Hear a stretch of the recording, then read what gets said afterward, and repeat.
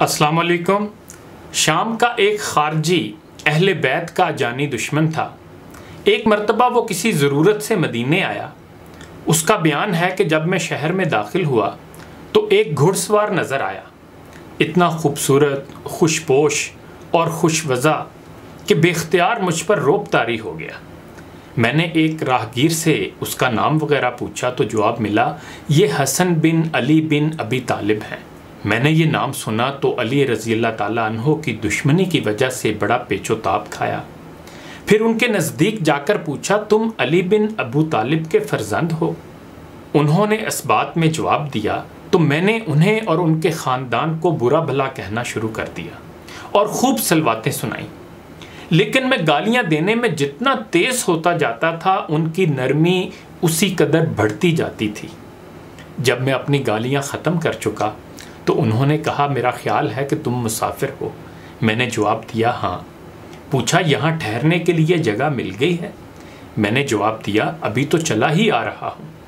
حضرت حسن نے کہا، ہمارے گھر چل کر قیام کرو تاکہ تمہارے آرام کا انتظام کیا جائے، اور جس کام کے لیے آئے ہو اس کے سر انجام دینے کی صورت نکالی جائے، اور جس چیز کی حاجت ہو مقدور بھر حاضر کی جائے۔ میری ناشائستہ حرکت پر بھی ان کا یہ منفعت آمیز سلوک حیرت انگیز تھا۔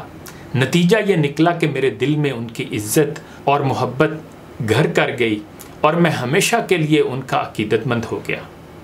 یہ واقعہ پڑھنے کے بعد میں سوچ رہا تھا کہ ہمارے اسلاف کتنے عظیم تھے، ان کا طرز عمل کتنا اعلیٰ تھا، ان کی اقدار کتنی شاندار تھیں، اور آج ہم کیا ہو گئے ہیں؟ ذرا سا کسی سے مسلکی یا سیاسی اختلاف ہوا نہیں تو آپے سے باہر ہوئے نہیں۔ ہمارا تو بس نہیں چلتا کہ ہم اپنے سوا باقی تمام مسلمانوں کو کافر یا کم از کم گناہ گار قرار دے کر جہنم میں بھجوا دیں۔ سوشل میڈیا پر آئے روز طوفان بدتمیزی برپا رہتا ہے، دیکھ کر دل خون کے آنسو ہوتا ہے۔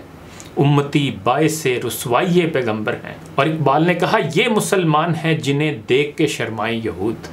خدا ہدایت دے۔ انہی گزارشات کے ساتھ اجازت چاہوں گا۔ اپنا خیال رکھیے گا۔ اللہ حافظ۔